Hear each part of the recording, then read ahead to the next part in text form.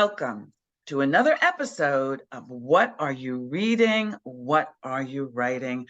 I am so excited. 2 years with this program. It's amazing. And I meet amazing people. And you've met some amazing people, and you're going to meet somebody amazing today. I am your host, Karen E. Osborne, author of Getting It Right, Tangled Lives and Reckonings, all women's suspense mystery novels. And my guest today is Sheila Myers. Sheila is a college professor. She is an essayist. She's an award-winning author. And her new book, her latest book, is called The Truth of Who You Are. And it's a coming-of-age tale set during the Great Depression in the Smoky Mountains National Park. Welcome, Sheila. Hi, thanks for having me, Karen. Oh, I'm delighted that you're here. So tell us a little bit let's start with your writing journey, because you write in different genres and you've been writing a long time. So tell us a little bit about the writing bug. Yeah, right. And how you got going and kind of what that Right. journey was like.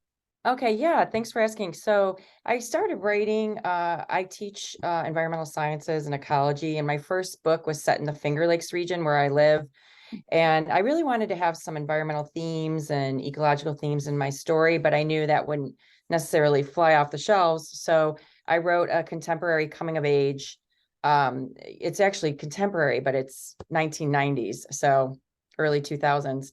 I don't, that's not historical yet, but it's a love story, and I set it in the Finger Lakes. And then from there, I kind of moved into the Adirondacks, which is also in New York State. It's the mountains in a huge wilderness area. And I wrote a trilogy set there. And I got into historical fiction for that one because there's a lot of history during the Gilded Age in the Adirondacks, and great camps and people with lots of money going there to vacation. And then just recently, the book that just came out, The Truth of Who You Are, he was talking about, was published with Black Rose Writing and came out in April of 2022. And that one's set in the Great Smoky Mountains National Park. And again, that has some really rich history because in the era of the Great Depression, the families that lived there were all kicked out either by the governments. Lumber companies came in and cut all the timber, and then the government wanted to turn it into a national park. And there's a lot of rich history there. So I went with it for another historical fiction. Cool. Yeah. Have you always wanted to write? Was this something you always wanted from a little girl, or? Yeah, you know how it is. You get the writing bug early. And I was, it's funny, I was just clearing out my basement and I found journals. Oh my gosh, I threw a lot of them out, but I found some stories I had written back in grade school. I actually was looking at one of them, like, this could be published. This isn't so bad. It was about an owl, and I was like, I could probably turn this around into a children's book if I tried. But I didn't even realize I'd forgotten that I'd done that. So I guess I always had the bug, and I was always journaling. So Yeah. I have come across my old terrible poetry that I wrote as a teenager. And I thought, Karen, I don't know why you're holding on to this, because this is all like really bad. I know. So Yeah. you write both in short form and long form, right? Because you're an essayist. Yeah. And so you write nonfiction and fiction. Do you have a favorite genre? Is there something that appeals to you about each form? Tell us a little bit about that. Yeah. Well, I've been blogging. When I started writing historical fiction, I started blogging about my research because when you find something interesting, it's just fun to throw it out there.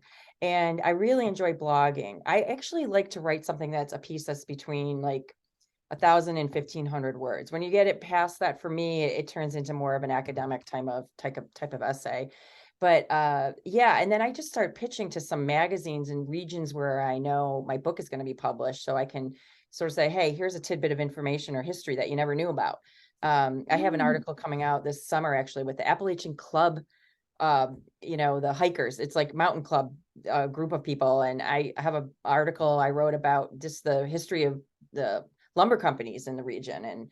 And so I find really interesting tidbits of history and write essays and pitch them.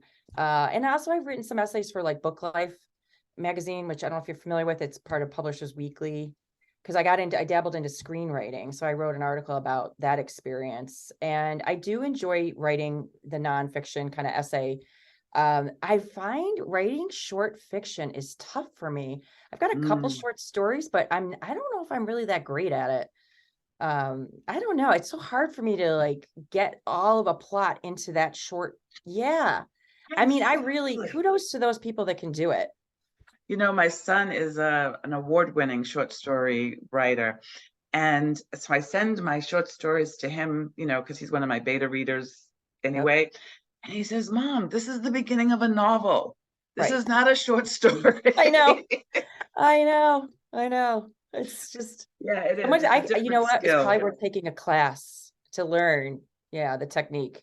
Yeah, how do you do that? He's Yeah. really he's a brilliant short story writer, but he has No. trouble doing long form, Right. you Yeah. know? It's an art. Yeah. I mean, it's a craft. Yeah. If you're good Yeah, at it. exactly, exactly. Yeah. So you mentioned a couple of times you talked about research and all the interesting research that you find. Do you research before you start writing? Do you research while you're writing? Is it Yeah. both? Like how did you work that research and writing Right. Yeah. So you're in the balance? same, you were telling me you're working on a historical fiction. So you kind of know, I mean, what something is sparks your interest, and then you start getting books about it, and then you start delving into it. And so right now I'm working on a book, and I started researching almost 3 years ago. And of Hmm. course, there's a lot of biographies about the person I'm writing about, and her letters are at different museums and places like that. So I can go find some primary material. But I found that when I was writing my trilogy of historical fiction, what happened is I had so much information that I knew I could turn it into 3 books. Wow. Yeah, and so I never really stopped researching. Even to the third book, I'll never forget, I got an email from somebody who had been reading my blogs. And here, a little tip out there for any authors.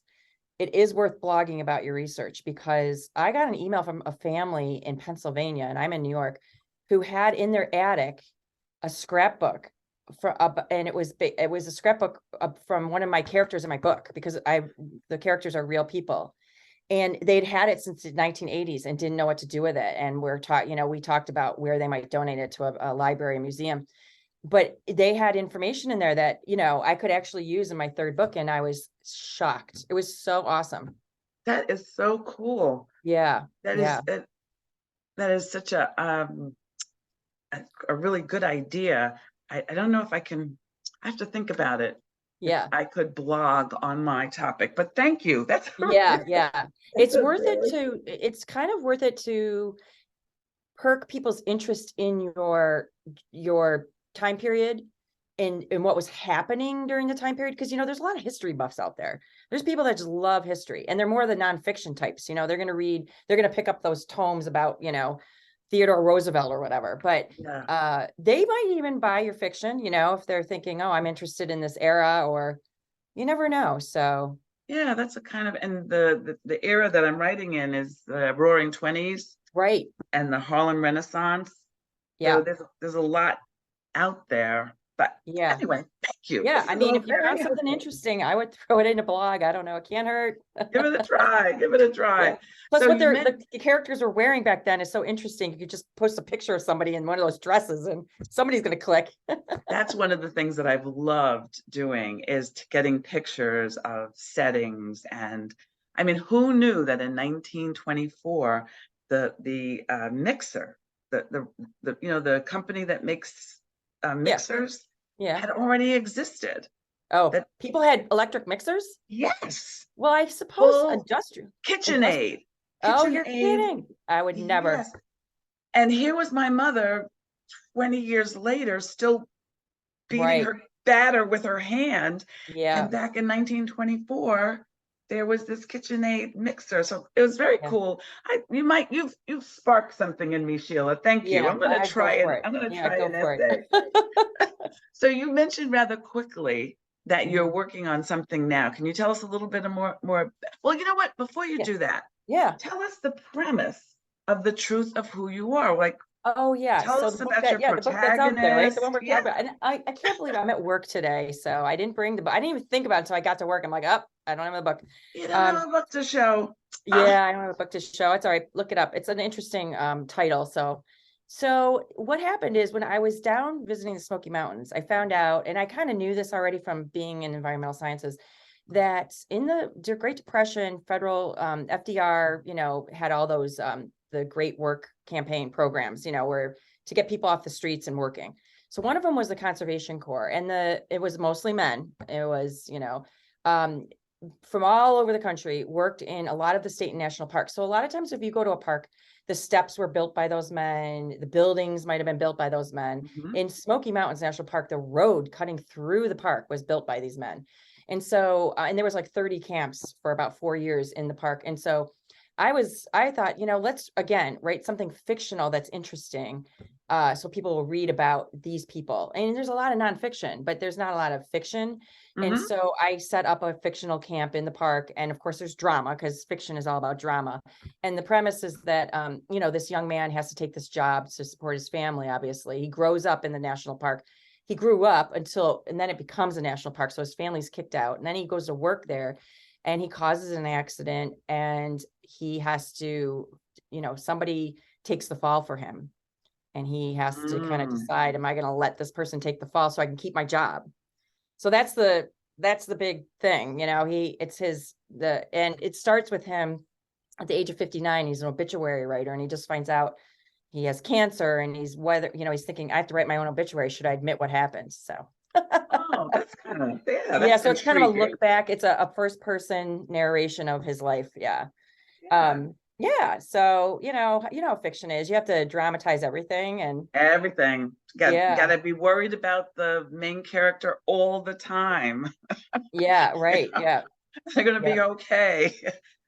Yeah. So, so you mentioned that you like writing historical fiction. What kind of reader are you? Do you read other genres? Do you mostly stick with yours? Yeah, so it's funny you say that. I've been reading a lot of I have in a book club. So we're reading the reading list, which is about people that just love libraries. It's kind of an interesting book. It's actually really good. So it's good to be in a book club because it forces you to read things you wouldn't. Last month we read Yes. poetry. I forget the woman's name it's a young woman's name who did Biden's inaugural address. Ugh, the poet. Oh, the wonderful Oh, Amanda. Amanda. Amanda. Yes, Amanda, it'll come to us later. Yes. Yes. I read her book of poetry that Yeah, just came me out. too. Yeah, it was beautiful.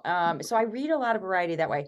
And then, right now I'm reading some books set actually in the 1960s in Maine because that's the time period of my book that I'm working on. So I want to know they're novels, but they're kind of telling me about what was going on in Maine at the time. And so I do a lot of research that way by reading old novels. Yeah, and Yeah. I just picked up a novel in the library called Margot, and it's set in the 60s as a young woman coming of age. And since my book is set in the Mm. 60s of a young woman coming of age, and when I'm working on, I thought, I'm going to read, see what this woman's doing with it, how she. And was it good? So far it's really good. Yeah, because you think about the 60s, the sexual revolution hadn't quite happened yet. Right.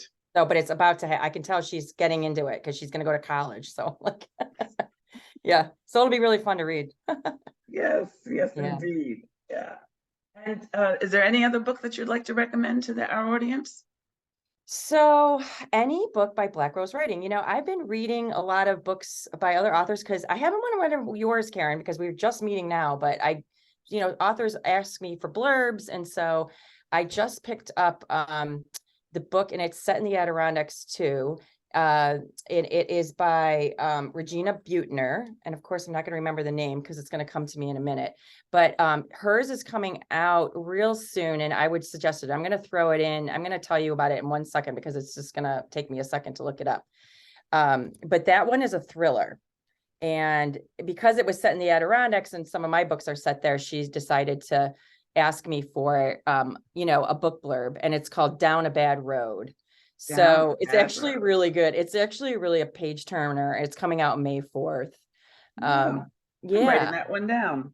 Yeah, yeah, and you know, it's nice. I'm getting asked by other authors to read their material for blurbs, and it forces me to read a lot of different genres, which I like.